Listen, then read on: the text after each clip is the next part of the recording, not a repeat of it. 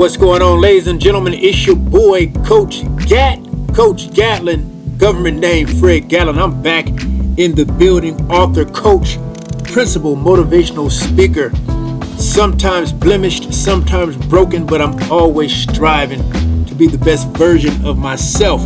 It's good to be back.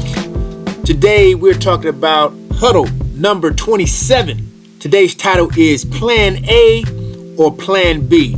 So earlier, I was talking to one of my mentees who just lost his father, and he's trying to figure out how to go about getting where he wants to get. And I was reminded to tell him that no matter what, make sure you do not have a plan B. I told him plan B is for those who give up on their dreams. They just gave up. I told him don't give up. If your plan A is being a professional golfer, you stick to it. Do everything golf. I heard this one story. It was about a baseball player, and the manager asked him, "What's your best pitch?" He said, "I throw a fastball, curveball.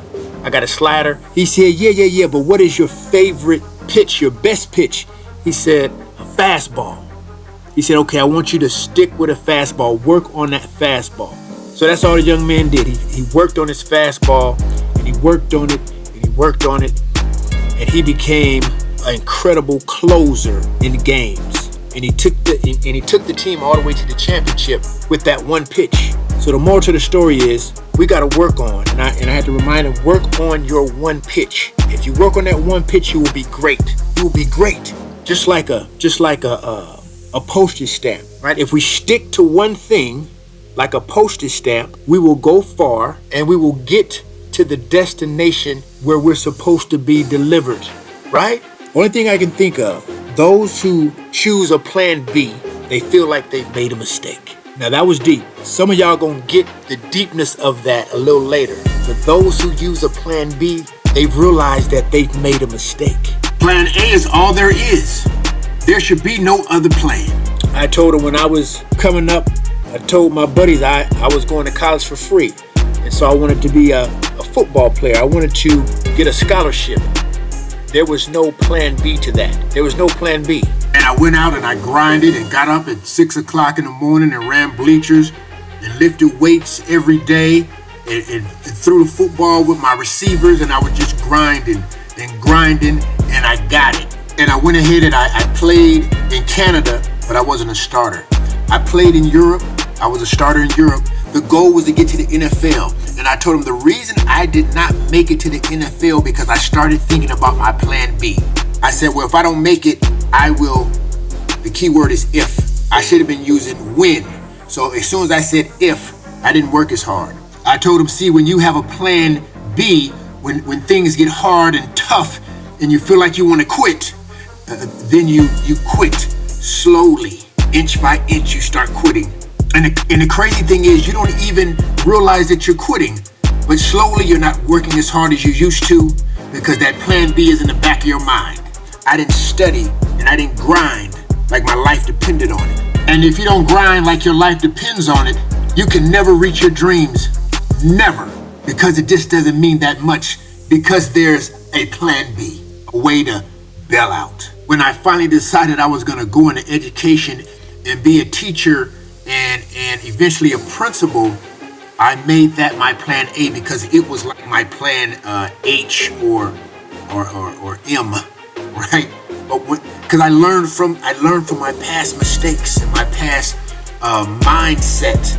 I learned from it. Like Dr. Thomas E.T., the hip hop preacher, always says, I decided I wanted to succeed as bad as I wanted to breathe. I also told him when it comes to your body, your mind, and your spirit, focus on one thing and be great at it. Be great at it. And so when it comes, let's start with the body. When it comes to the body, I told him, if it's lifting weights, you lift weights. If it's yoga, you go to yoga. If it's running, you run. Stick to that one thing and you'll see results. If it's your mind, stick with that one thing. Maybe it's reading books. Maybe it's doing crossword puzzles. Maybe it's watching videos, documentaries, watching the film. Maybe it's listening to audiobooks. But do that one thing to strengthen your mind. If it's your spirit, maybe it's meditation, maybe it's prayer. And remember, prayer is when you're talking to God And meditation is when you're listening. Whatever that one thing is you need to do to strengthen your spirit, that's what you do. There is no plan B. You stick with plan A. And of course, I'm not saying we can't do multiple things at one time, but if we focus on that one thing, there's no doubt that we will be masters at our craft. We will be happier, healthier, and we will wake up on purpose and live our life on purpose. So, ladies and gentlemen, that was the message I had for my young mentee, my young Thundercat, as I call him. So, as you know it, ladies and gentlemen, that is the end of our message for huddle number 27, plan A or plan B. Now, you know what time it is. It is time for our positive affirmation zone. Are you ready? Let's get to it.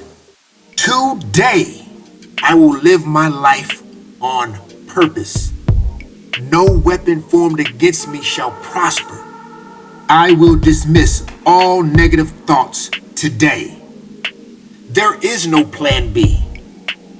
My plan A is it.